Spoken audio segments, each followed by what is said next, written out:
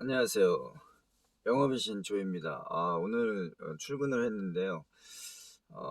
어제 이제 질문이 하나가 와가지고, 그래서 제가 거기에 대해서 그래도 좀 빠른 소통을 하기 위해서 영상을 처음으로 차에서 찍어봤습니다. 그래서 질문이 뭐였냐면, 그 해외 영업이나 무역에 있어서 전반적인 프로세스를 이해하고 싶다. 근데 거기에 대해서 이제 제 영상들은, 그리고 블로그에 있는 것들은 이제 다 이제 짤막짤막한 그 세분화된 내용이 있다 보니까 거기에 대해서 전체적인 그림을 잡기가 조금 어려우셨나 봐요. 그래서 제가 고민을 하다가 오늘 음, 바로 한번 차에서 출근하기 전에 지하 주차장에서 녹화를 하고 있습니다.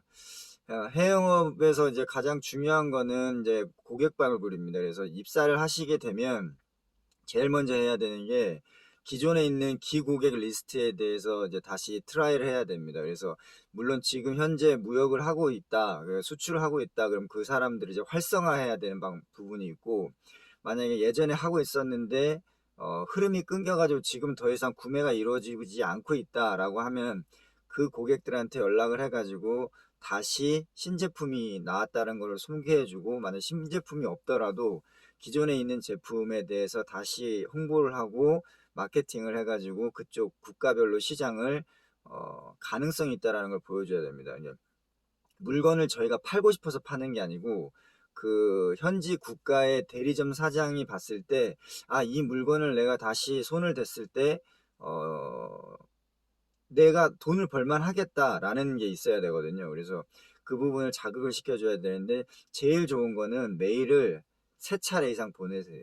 메일을 보내가지고 과거에 어떤 일이 있었지는 모르겠으나 지금 내가 새로운 담당자로 왔다. 왜냐면 보통 대리점 사장하고 해외 영업사원들하고 관계가 틀어지는 경우가 두 가지가 있습니다. 이제 싸워가지고 합이 안 맞아가지고 틀어지는 경우도 있고, 또 하나는 이제 한국의 그 해외 영업 이직률이 굉장히 높습니다. 그래서 계속 담당자가 바뀌다 보니까 연락이 안 돼서 끊길 수가 있습니다. 그래서 전자가 됐든 후자가 됐든 다시 새로 왔으니 이제 담당을 하게 됐다. 그래서 앞으로 좀 비즈니스를 해보고 싶은데 히스토리를 보니까 되게 잘했던 것 같다. 그래서 같이 한번 일을 해보고 싶어서 메시지를 보낸다.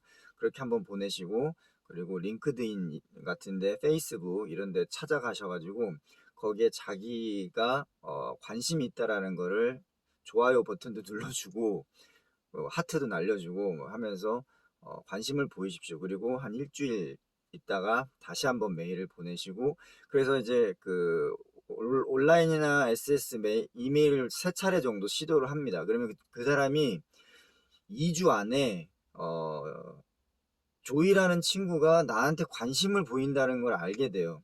근데 이제 거의 자기 일이 바쁘거나 그러게 되면 전반적으로 이제 그 연락을 못 할 수도 있거든요. 그러면은 마지막 메일을 보내실 때 내가 너의 컨택 번호를 알고 있는데 언제쯤에 한 전화를 한번 트라이를 해보겠다 라고 이제 먼저 그 메일을 공지를 하시고, 그리고 적정한 시기가 되면 3주차 때 전화를 해봅니다.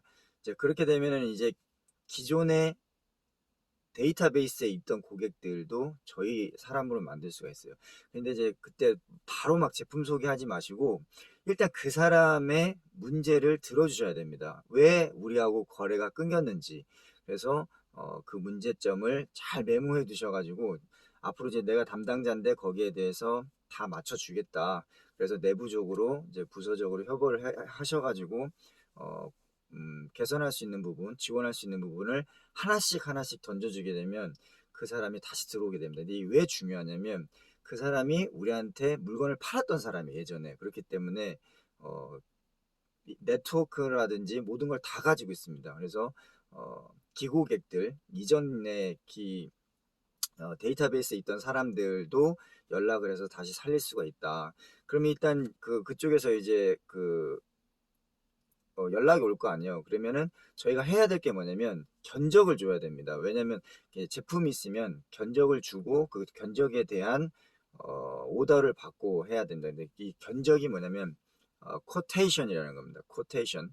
코테이션이라는 말 그대로 이제 견적 드립니다. 물건이 있고 가격이 있고 그리고 페이먼트 조건이 있고, 그래서 견적을 주게 되면 그 사람이 보고 어떤 평가를 하느냐, 아 이거 견적서 받았으니까 괜찮네요, 자 이거 그 상세 스펙 시트를 좀 주세요라고 얘기합니다. 그러면 스페시피케이션이라고 있습니다. 그래서 프로덕트 스페시피케이션에 대한 상세 사양서를 주면서 이제 좀 더 친밀하게 얘기를 하는 겁니다.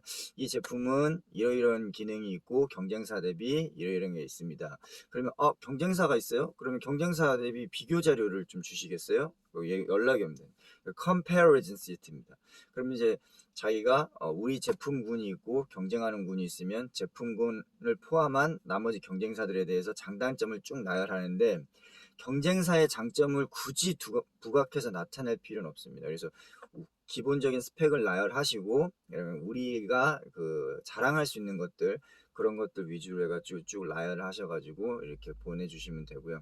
그럼 경쟁사도 받고 스펙시트도 봤어요. 그러면은 그쪽에서 어떤 게 나오냐면 최종 공식 제안서를 주세요 라고 합니다. 그러면 offer sheet, 그러니까 제안하는 시트가 있습니다. 거기에는 스펙 시트 뿐만 아니라 여러 가지 그 제안서, 그리고 그쪽에서 요구하는 백그라운드 기본 설명이 있습니다. 회사 소개서부터 제품 소개, 그래서 제안서를 해가지고 오퍼 시트를 주면은 거기에 대해서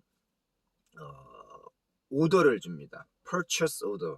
purchasing order라고 하고 purchase order라고 하는데, 이게 발주서죠. 구매 발주서를 주게 됩니다. 그래서 그 PO라고 하는데, 그걸 제안서 오퍼 시트를 확인하고 PO를 주게 됩니다. 그 PO를 주게 되면 저희가 그걸 받고 바로 진행하는 게 아니라 그 PO에 대한 오더 컨퍼메이션이라는 시트가 있습니다. 그래서 그 PO purchase order를 받게 되면 그 고객이 purchase order 주세요. 그냥 저희가 purchase order 주세요. 그럼 purchase order를 저희가 받고 그 항목에 의거해서 저희가 오퍼 시트 제안한 거를 비교해 가지고 오더 컨퍼메이션, 주문 확인서를 보냅니다. 그럼 그걸 가지고 이제 양사 컨트랙이 이루어지는 겁니다. 그래서 그렇게 되는데, 이제 그렇게 하고 나서는 이제 어제 제가 올린 영상에서 봤듯이 이제 지불 조건이 3개가 있다 그랬죠. 그래서 TT 인 어드밴스 선지급 지급 조건이 있고 추심이 있고 그다음에 LC 신용장이 있는데, 대부분 이제 TT로 진행합니다. 그래서 돈을 어느 날짜에 얼마만큼을 100% 또는 30%, 그다음에 60%, 30% 이렇게 분할을 해서 받든지, 아니면 100%인 어드밴스 하든지 이렇게 해가지고 받고, 그 받으면은 이제 저희가 생산 의뢰를 합니다. 그래서 생산 의뢰를 하고 생산 의뢰에서 이제 출고되는 날짜를 통지하고, 그리고 출고되는 날짜 전에 뭘 해야 되냐면 그 운송을 잡아야 됩니다. 그래서 그 포워딩 업체를 통해서 우리 쪽에서 운송할지 아니면 그 바이어 쪽에서 운송할지, 그래서 그걸 결정해서 그 바이어 쪽에서 운송하면 그 노미 정보를 바이어 파트너를 받아 가지고 스케줄링 부킹 하시면 되고, 우리 쪽에서 할 거면 우리 쪽에서 그 가격 알아보시고 그 가격을 견적에 플러스 하셔가지고 진행하게 됩니다. 그래서 공장에서 이제 물건이 준비돼 가지고 나오면 그 물건을 가지고 이제 그 노미가 됐든 저희 포워더가 됐든 운송해서 나가게 됩니다. 그래서 물건이 나가는데 어느 정도 이제 수출 통관이 들어가고 그쪽에서 이동을 하게 되고 수입 통관이 진행돼서 이제 현재 도착하면은, 장비 같은 경우는 이제 설치하고 교육이 들어가야 돼요. 그래서 설치하고 교육하고, 그리고 만약에 잔금이 30% 교육 이후에 설치 이후에 진행된다 그러면 파이널 억세스 사인을 받고, 그리고 잔금 받고, 그리고 이제 워런티 기간, 보증 기간이 있으면 12개월 또는 길게는 2년, 3년 이렇게 기간된 거에 따라서 진행을 해서 하게 됩니다. 그래서 장비를 사용하다가 뭔가 질문이 있거나 장비에 문제가 생기면 콜이 들어오겠죠.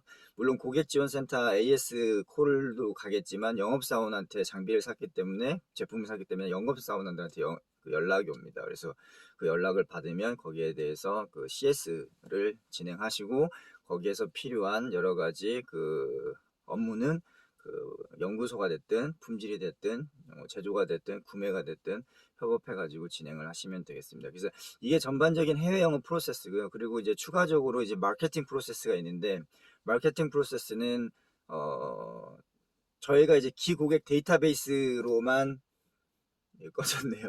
잠시만요. 그 하는 게 아니고 이제 더 추가적인 신시장도 개척해야 되고, 그리고 신국가 또는 가망 고객도 만들어야 되잖아요.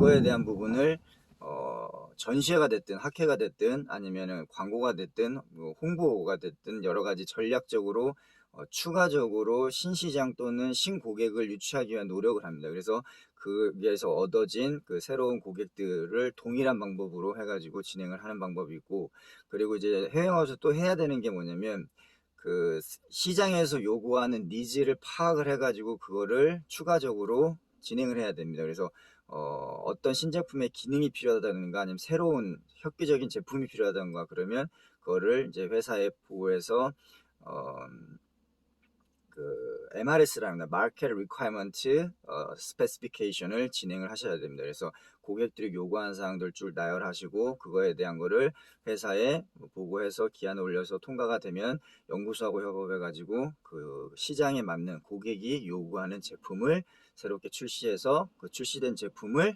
기고객 또는 신규 고객 또는 가망 고객 또는 신규 국가 개척 국가에 홍보하셔가지고 제품을 판매해서 수익을 얻으시면 되겠습니다. 그래서 해외 영업은 뭐 짧게 10분 동안 제가 이렇게 해서 정리를 해드렸는데, 여기에 지금 뭐 디테일한 부분은 하나하나씩 제가 그 영상으로 블로그에 올려놨으니까 참고하시면 될 것 같습니다. 그래서 오늘은 그냥 즉흥적으로 제가 용기를 내서 좀 메시지에 간절함이 있더라고요. 그래서 해외 영업의 전반적인 프로세스를 조금 아는 데 있어서 도움이 될까봐 제가 주차장에서 출근 전에 녹화를 했습니다. 그래서 이 동영상이 많이 도움이 됐으면 좋겠습니다. 그러면 영업의 신 주였습니다. 오늘도 힘찬 하루 되시고 여유를 잃지 마시고 즐거운 마음으로 하루 마무리하시기 바랍니다. 화이팅!